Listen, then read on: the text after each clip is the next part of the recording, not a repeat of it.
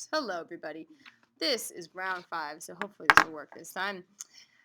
Welcome to our first video on industrialization and economic development. And there is our first essential question, simply what is industrialization and how did it emerge over time? So industrialization is the economic activity that's concerned with the processing of manufactured goods in a factory. So in other words, here comes our guest speaker, EJ. Say hi, EJ. What's up, class? There you go. So EJ's guest starring on our clip video. Industrialization is the economic activity concerned with the processing of manufactured goods in factories. In other words, we're manufacturing articles on a large scale, or we're creating goods, things on a large scale. This is in contrast to the concept that you would industrialize to produce, or that you would create a good just for yourself, for your own individual consumption. You can see some direct correlations here with our agriculture unit, because really what we're studying here in this entire unit is how industries actually fuel the way that a country develops and its economic sustainability and how it provides for people. The term mass producing is when you produce large quantities of a standardized good through an automated and mechanical process. Take a look at that picture down there of a Ford motor plant at the turn of the 19th century. Well, actually, that's a color picture, so this is an enhanced version. But this depiction of that Ford motor plant would be the idea that each one of those, the chassis, the beginning of that car there, is standardized. It's all the same. It's the same good that's being produced in an automated, in a systematic way, typically through machines. And that is what that is the defining concept of industrialization. That this is you're manufacturing goods. You're not. This is not raw materials. This is not agriculture. This is not mining. You are taking those raw materials and you are making something more of them. In turn, manufacturing industrialization drives economic development. So economic development, and we're going to study this at length, is generally speaking the process of improving the material conditions of people through the diffusion of knowledge and technology. Let's break that down. Material conditions of people means their standard of living. Do people live in steel home and steel apartment buildings, or do they live in a shanty town or in shacks? Do people have large-scale technological advancements, or are they dependent upon the knowledge to be diffused from others? It's not coincidental that when you're looking at this map here of manufacturing value added, meaning the value of the manufacturing that's produced in this place, it's no coincidence that the places that have the largest scale manufacturing are the places that we would define as most developed or developing countries. In turn, the least developed countries of the world do not have large-scale manufacturing, which is the key to why their material condition is often different than that of MDCs. So there's an interconnected process here between industrialization and economic development. And EJ's finally decided to take notes here. Here we go, EJ. All right. Okay. That's not always the case. The industrialization was not always the way that goods and ideas were produced. In a pre-industrialized world, which was a large majority of human existence, the economy was localized. So the way people got goods and services depended upon what was directly around them at the time. Makes perfect sense, because if you're not mass producing goods, if you don't have a surplus of goods, then you don't have enough to provide for anyone but yourself, or moreover, you are dependent upon what's directly around you. What this is generally described as is a cottage economy.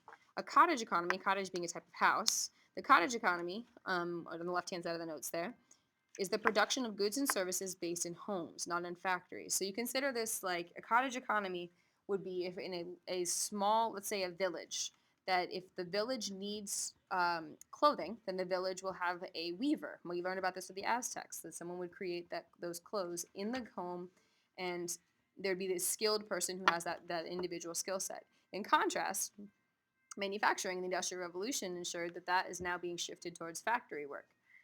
The cottage economy still exists in terms of the production of specialty goods, or goods that are assembled individually or in very small quantities. Consider this like if you know somebody who has their own, they're particularly skilled in, let's say, they are a really good craftsman. Like for example, they make very skilled furniture. So perhaps they in their home have their own home studio to create that. Or an artist, they themselves are creating that small good on their own individual time. So the cottage economy, though, is gone on a large scale in most developed countries of the world or industrialized nations, but specialty goods still exist, can still exist within that industrialized framework. The Industrial Revolution is what actually shifted the first England and then the rest of the world away from the cottage economy. The Industrial Revolution is defined as the period of social and economic changes in agriculture, commerce, meaning business, and manufacturing. That's what this is defined by. Now, the agricultural revolution, there's a lot to this. It began on a large scale in the 1840s. You could trace back the beginnings of the Industrial Revolution to the 1700s in north central England, but on a large scale, we're going to consider this as in the 1840s. You already knew that because you knew in the demographic transition model that a country moves from stage 2 to stage 3 when they are when they experience the Industrial Revolution. And you knew that that happened for the most part in the 1840s through 1860s. Because that drove down population. Women started to work. Birth control was produced. We have fewer babies, so on and so forth. So anyway, we already know the effects of the Industrial Revolution. But let's talk about some of its beginnings and why it happened where it did. So I mentioned here, and it began in north central England, specifically in Lancashire, England. But this is the reason why was because that area actually had access to coal. That you can't just all of a sudden have industry. Well, actually, modern day it's a little different, but in the 1700s, you couldn't just start a factory whatever you wanted to. You needed something to power that factory. You needed some sort of source of energy. So they began in the areas where there was coal to provide that energy. And when it provided the coal provided the energy that enabled factories to start manufacturing and to mass produce goods.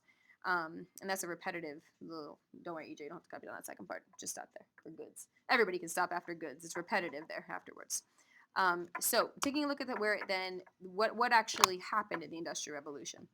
The first industries to industrialize were iron and textiles. Okay, so textiles are the production of goods. So let's go back to my example I provided earlier about the cottage economy, that you went to the home of someone to get the production of goods, they're in the home, they produced actually, let me back up my definition. You don't necessarily have to go to a home to get cottage economy.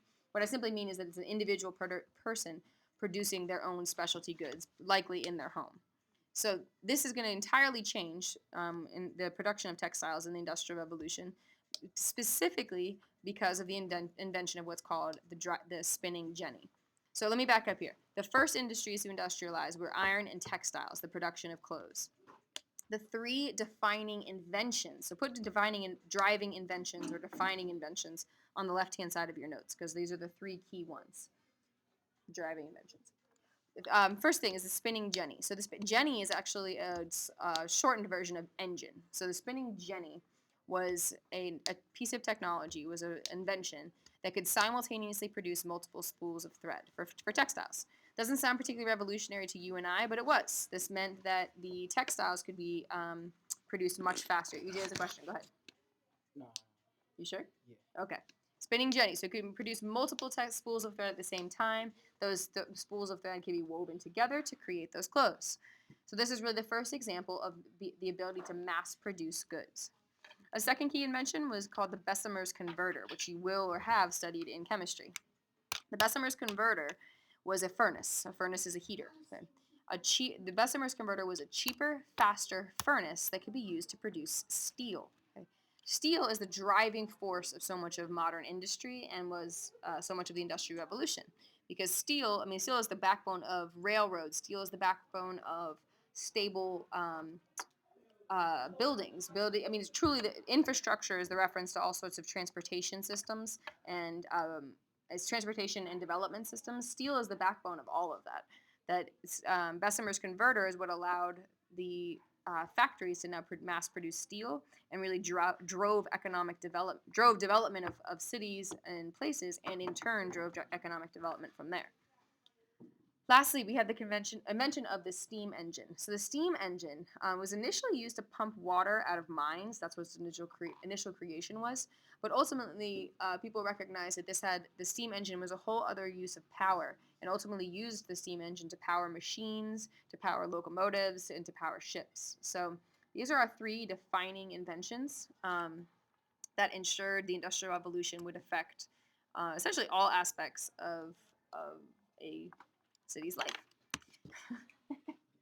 Next, because the impact of the Industrial Revolution. What did it impact? So impact of the Industrial Revolution, which you can clearly abbreviate on the left-hand side. This affected production, transportation, and communication. So consider that now we're producing goods much faster. We can transport goods much faster, and we can now communicate with one another much more quickly. Specifically, what they mentioned as listed here: the steam engine, the locomotive, the telegraphs, and the other ones we just mentioned. This also led. This is a key piece here. The Industrial Revolution also led to new sources of energy. People recognized. So we have coal, but if you were not in a coal region, then you would be limited in where it is that you could actually produce your goods or you produce your factory. So in turn, people began to seek new sources of energy that they could then use to power the machines. One of the key example there is water steam. That's exactly what the steam engine was based upon. Electricity, the discovery of electricity revolutionized the power of many different factories. Well, let's be careful. The factories are running different things, but the discovery of electricity was another source of this changing energy. Oil, we used gas, we used kerosene. That's where kerosene lamps. That's one of the initial places for electricity prior to kerosene was used for lighting prior to the discovery of electricity. Also, of course, coal. Coal was the key source of energy for most of the Industrial Revolution. So the diffusion of the Industrial Revolution. Started first, of course, in England and diffused first eastward through Europe, but it then quickly diffused into North America, which makes perfect sense if you consider that America at the time was a British colony, that we were the 13 colonies. So of course the British are going to then start diffusing this manufacturing into the 13 colonies. More specifically, the British were using the raw materials of the colonies to fuel their own manufacturing. What I mean by that is they would take raw materials, let's say lumber, from the colonies, ship it back to England, manufacture that into something, say a chair, and then sell that right on back to the colonies. This is called mercantilism, and this was a favorable balance of trade. Bottom line is that the American society was one of the first to utilize the Industrial Revolution outside of Europe, and that in turn helps us understand current levels of development. I mean, you can look at this map and see that many of the countries that first gained access to the Industrial Revolution were the ones who are now modern-day MDCs.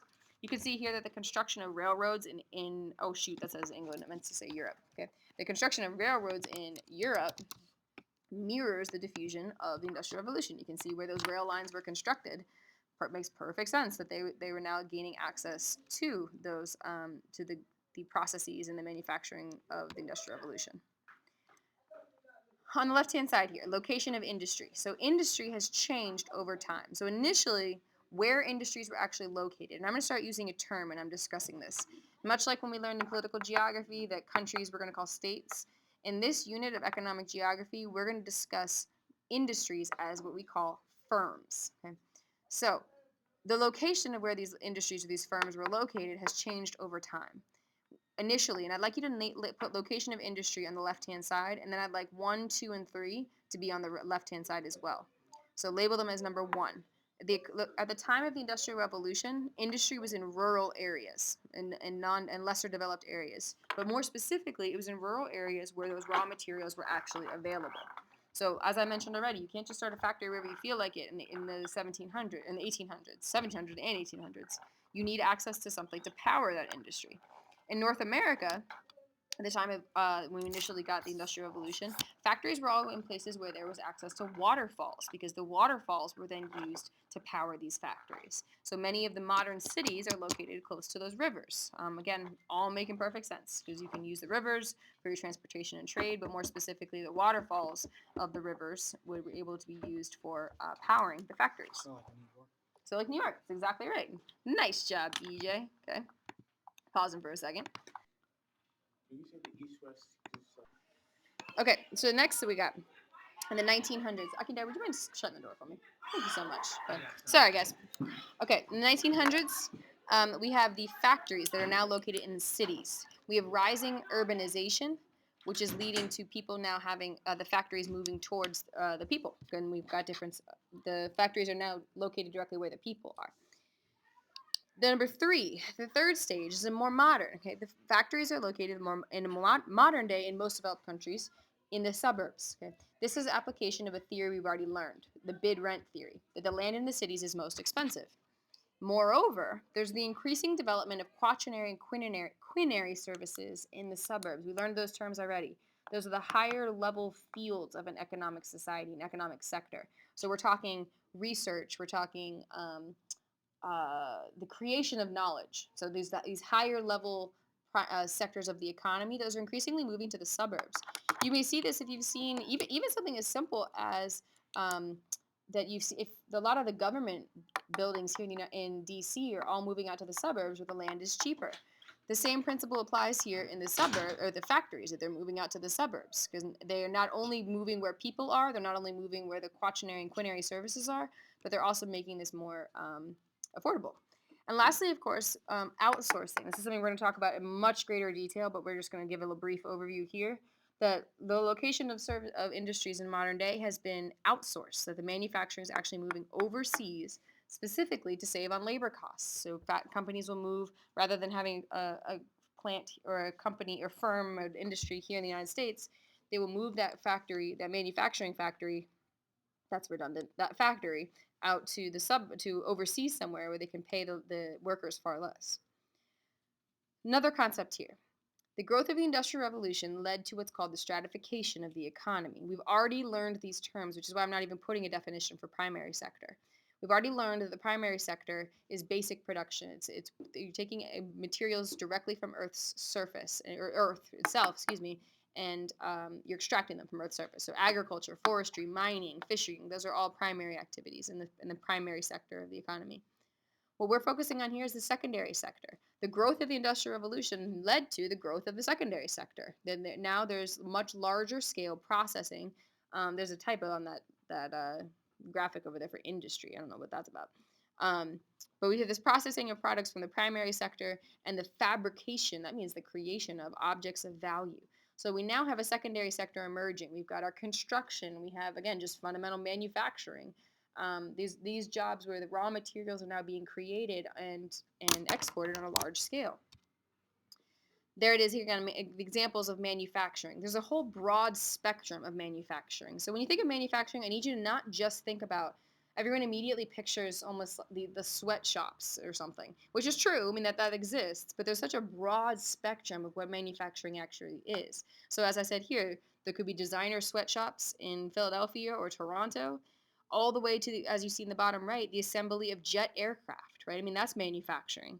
You get the bottling of Coca-Cola in Atlanta and Sao Paulo, right? Those are all examples of manufacturing. Even the production of silicon chips being what fuels a computer.